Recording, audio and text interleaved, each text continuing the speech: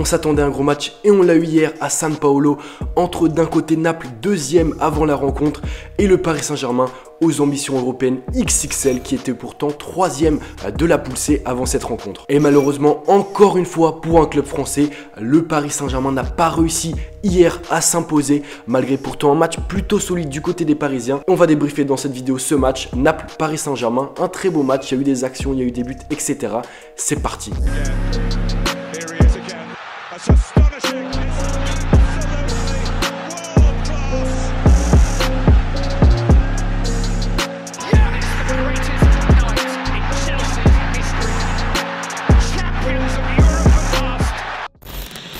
Salut l'équipe, donc j'espère que vous allez bien, moi ça va tranquillement. Cette soirée, voilà, on tourne après le match, après avoir débriefé tranquillement, et le premier point qu'on peut retenir ce match, c'est le choix très fort de Thomas Tuchel de ne titulariser ni Rabiot ni Cavani dans l'équipe parisienne. Thomas Tuchel veut apparaître et apparaît comme le grand patron de l'équipe parisienne. Il veut montrer qu'il a le contrôle de son vestiaire, et après avoir décidé de ne pas titulariser Kylian Mbappé pour le Classico face à l'OM, le technicien allemand a récidivé entre guillemets puisqu'il n'a donc pas titularisé l'Uruguayen ni le Français hier soir face à Naples. Et je pense que au-delà du simple entre guillemets choix fort, ce choix de Thomas Tuchel a été un choix tactiquement très payant, un bon vrai choix tactique pour Thomas Tuchel avec un 3-4-3 très compact défensivement qui a laissé très peu d'espace aux Napolitains, et offensivement une équipe très étendue verticalement sur le terrain avec Bernat et de l'autre côté Meunier qui était très écarté, qui longeait les lignes de touche, et ce qui a permis de créer énormément d'espace du côté parisien, notamment pour Neymar, également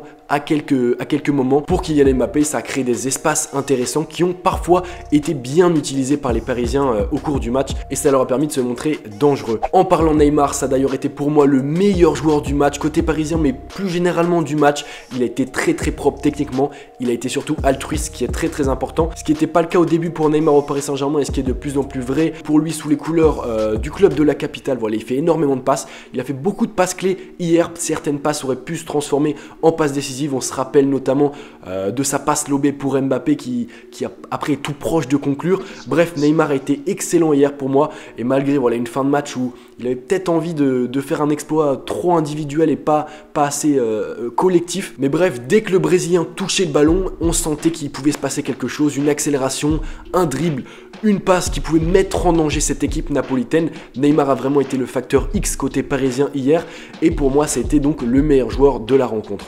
C'est donc le gros point positif après ce match côté parisien.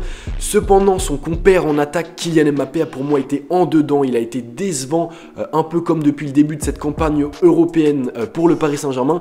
Kylian Mbappé a perdu beaucoup de ballons, il a perdu également beaucoup de duels, il a seulement remporté 20% de ses duels, ce qui est absolument faible, ce qui est bien trop faible pour un match de cette intensité, de ce niveau-là. Il a eu beaucoup de mal à faire des différences, à dribbler la défense, notamment face à Koulibaly, qui a clairement croqué le joueur français. Kylian Mbappé a eu beaucoup de mal pendant ce match, malgré donc son éclair de génie sur le but. Il a eu voilà du mal à trouver ses coéquipiers, à être trouvé par ses coéquipiers. C'est peut-être le point un peu sombre, un peu négatif de ce match du côté du Paris Saint-Germain. Pour en revenir au match et donc d'une manière plus globale au Paris Saint-Germain, pour moi les Parisiens ont fait un match solide. Voilà, ils ont fait un bon match face à une équipe de Naples qu'il ne faut pas sous-coter, les gars. C'est une très bonne équipe, une équipe très solide. On le rappelle, ils ont battu Liverpool. Et bref, le Paris Saint-Germain défensivement, notamment dans cette première période, a été très solide. Ils ont laissé très peu d'espace aux Napolitains, qui se sont procurés peu d'actions, qui ont été incapables de mettre en place leur jeu caractéristique avec le redoublement et la multiplicité des passes en triangle, ce qui crée énormément des espaces. Et là, en première période, ils ont été incapables de le faire, même si évidemment en seconde période, ça n'a pas été la même chose. Les Italiens sont en effet revenus en deuxième période avec de bien meilleures intentions. Ils ont mis pendant 20 minutes une grosse pression sur le but parisien, notamment grâce à leur incroyable capacité à contourner le bloc adverse par des passes et par des mouvements multipliés et démultipliés, ce qui a été fait de nombreuses fois hier et a vraiment déséquilibré le bloc parisien. Pendant ces 20 minutes de grosse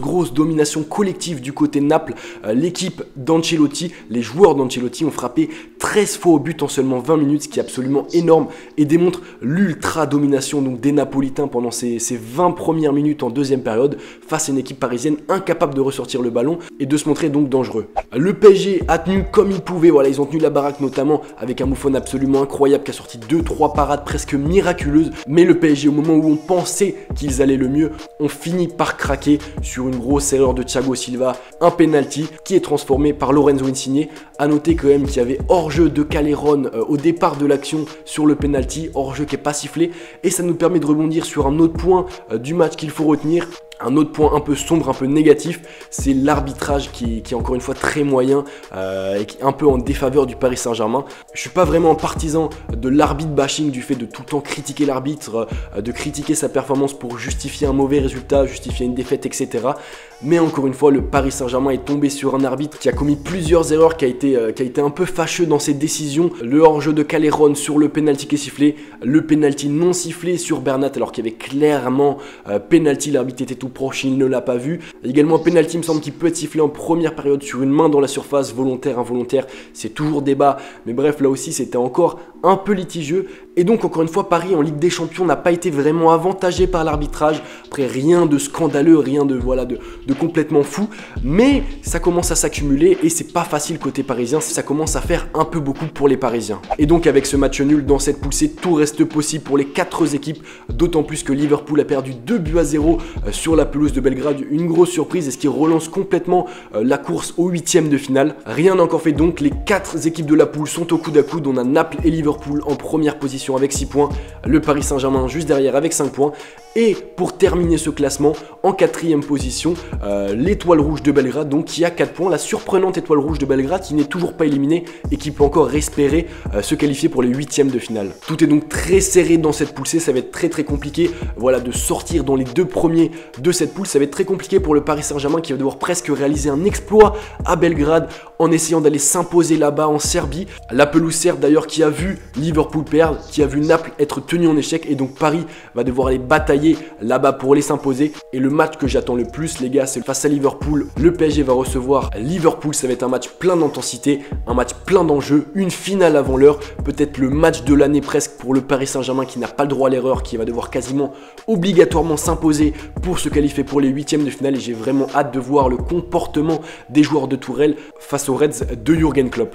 Les Parisiens vont devoir faire un gros match et montrer à toute l'Europe qu'ils ont les capacités justement ou non de faire un gros parcours européen pour une fois, et pourquoi pas d'aller titiller les gros cadors européens dans le dernier carré, pourquoi pas. Et donc voilà les gars, j'espère que vous avez apprécié cette petite analyse du match d'hier, ce petit débrief du match Naples-Paris Saint-Germain. Ce soir, l'Olympique Lyonnais joue également en Ligue des Champions. On fera peut-être un débrief sur ça si j'ai le temps. Mais bon, avec les cours, vous connaissez. N'oubliez pas de lâcher un like, les gars. Ça fait toujours plaisir. Ça récompense le travail. Abonnez-vous, etc. On se retrouve très rapidement pour une autre vidéo, les gars. C'était Val. Peace.